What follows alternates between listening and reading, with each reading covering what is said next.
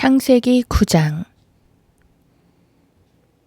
하나님께서 노아와 그의 아들들에게 복을 주시며 그들에게 말씀하시기를 다산하고 번성하여 땅을 다시 채우라. 너희를 두려워함과 너희를 무서워함이 땅의 모든 짐승들과 공중의 모든 새들과 땅 위에서 움직이는 모든 것들과 바다의 모든 고기들에게 미치리니 그들이 너희 손에 넘겨졌음이라. 살아서 움직이는 모든 것은 너희에게 먹을 것이 되리라. 내가 모든 것을 푸른 채소같이 너희에게 주었느니라. 그러나 고기를 그 생명과 더불어 즉 그 피째 먹지 말지니라.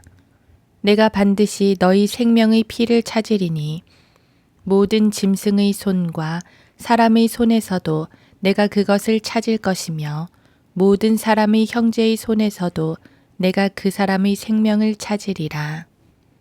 사람의 피를 흘리는 사람은 사람에 의해서 자기 피도 흘려지게 되리니 이는 주께서 하나님의 형상대로 사람을 지으셨음이라. 너희는 다산하고 번성하며 땅을 가득 채워 그 안에서 번성하라 하시더라.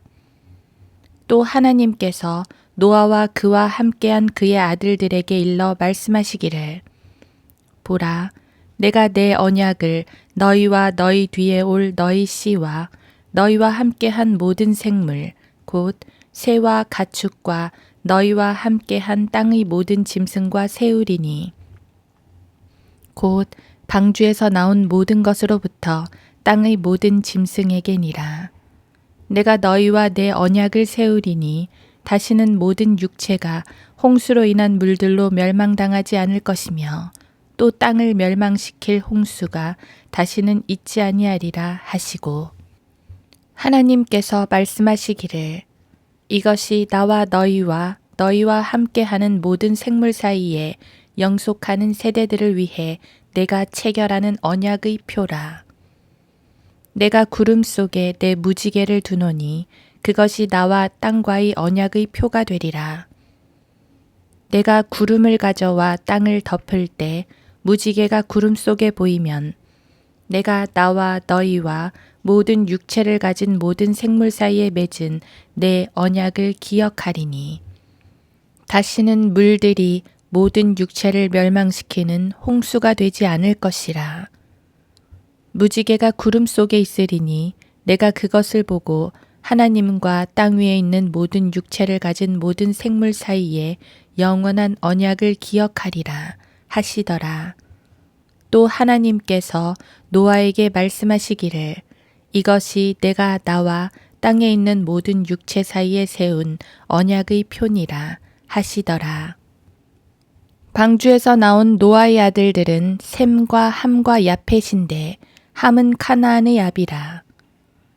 이들이 노아의 세 아들인데 그들에게서 난 자들이 온 땅에 퍼지니라. 노아가 농부가 되어 포도원을 만들었더니 그가 포도주를 마시고 취하여 그의 장막 안에서 벌거벗은지라. 카나안의 아비 함이 자기 아버지의 벌거벗은 것을 보고 밖으로 나가 그의 두 형제에게 말하였더니 셈과 야펫이 옷을 집어서 자기들의 어깨에다 걸치고 뒷걸음질로 들어가 아버지의 벌거벗은 것을 덮은지라. 그들의 얼굴이 뒤로 향해 있었기에 그들은 자기 아버지의 벌거벗은 것을 보지 아니하였더라. 노아가 포도주에서 깨어나자 그의 작은 아들이 자기에게 행한 일을 알고서 말하기를 카나안은 저주를 받으리니 그가 그의 형제들에게 종들의 종이 될지어다 하고 또 그가 말하기를 셈의 주 하나님을 송축하리로다. 카나안은 그의 종이 되리라. 하나님께서 야펫을 증대케 하시어 셈의 장막에서 거하게 하실 것이요 카나안은 그의 종이 되리라 하더라. 홍수 후에 노아가 350년을 살았더라. 노아의 모든 날은 950년이었으며 그가 죽으니라.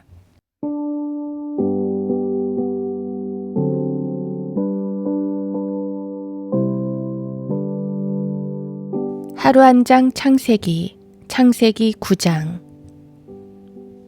내가 구름 속에 내 무지개를 두노니 그것이 나와 땅과의 언약의 표가 되리라. 창세기 9장 13절. 무지개의 아름다움이야 이루 말할 수 없지요. 비온 후 저 하늘 건너편에 커다란 무지개가 뜨면 사람들은 기뻐합니다. 과학자들에게 무지개는 공기 중에 있는 미세한 물방울에 빛이 비쳐서 다양한 색상으로 분산되는 형상이고, 시인들과 예술가들에게는 아름다움과 희망이며 아이들에겐 저 너머 존재할지도 모르는 꿈과 상상의 세계입니다. 그런가 하면 결코 잡을 수 없는 무지개를 잡으러 다닌다고 해서 헛된 희망이라 부르는 이들도 있습니다. 요즘에는 동성애자들이 자기들의 상징으로 무지개를 채택하기도 합니다. 무지개의 다양한 색상이 자기들의 다양성을 나타내준다나요. 그러면서 창조질소 속에 있는 7빛깔 무지개를 6색으로 바꾸어서 표현합니다. 무지개를 보고 무엇을 느끼는지, 얼마나 왜곡하는지는 각자의 자유지만 하나님의 무지개는 전혀 그런 게 아닙니다. 대홍수 뒤에 무지개를 내신 것은 다시는 그러한 홍수로 세상을 멸하지 않으시겠다는 약속입니다. 만약 대홍수가 없었다면 무지개도 없었을 것입니다. 죄가 없었다면 대홍수도 없었을 것이고요. 따라서 무지개는 죄와 심판을 전제로 합니다. 꿈과 희망을 말하기 전에 죄와 심판을 먼저 기억해야 한다는 말입니다. 사람들은 무지개를 볼 때 방금 전까지 온 비를 잊어버리지만 무지개는 분명 비온 후의 산물입니다. 사람들은 죄와 심판을 쉬 잊어버리는 경향이 있습니다. 그래서 홍수 후에도 인간들은 여전히 죄를 짓는 것입니다. 하나님은 심판 및 회복으로 인간 세상에 지속적으로 개입하셨습니다. 하지만 세상은 모든 것을 자연 현상으로, 국제관계로, 문학적 상상력으로 취급합니다. 하나님의 개입에 대해선 생각도 않습니다. 하나님을 인정하지 않으니까 심판을 당하면서도 여전히 죄를 짓는 것이지요. 무지개를 통해서 우리는 하나님의 심판을 기억해야 합니다. 또한 하나님의 자비를 기억해야 합니다. 앞으로도 죄가 만연할 것이 분명한데 다시는 그와 같은 홍수를 내리지 않겠다 하셨기 때문입니다. 그 때문에 멸망당에 마땅한 죄인들이 지금도 살아 숨쉬고 있습니다. 우리 역시 몇 번이고 죽어 마땅한 죄인들입니다. 하지만 하나님께서는 계속 참아주시고 십자가의 길로 인도하셨습니다. 하나님 안에는 심판만 있는 게 아닙니다. 자비도 있고 용서도 있고 사랑도 있습니다. 죄에 대해서는 분노하시지만 징계받은 그분의 백성에 대해서는 불쌍히 여기시어 회복시키십니다. 때리신 후 얼러주시는 자애로운 아버지십니다. 무지개를 통해 말씀하시는 것은 회복과 자비의 메시지입니다. 물론 더 이상 물로 심판하지 않으신다는 말씀에서 불로 심판한다는 의미를 찾을 순 있지만 그렇다고 이 말씀이 불심판을 으름장 놓으신 것은 아닙니다. 하나님은 심판이 끝난 후 자비를 베푸셨고 노아와 가족에게 텅 빈 땅을 주셨습니다.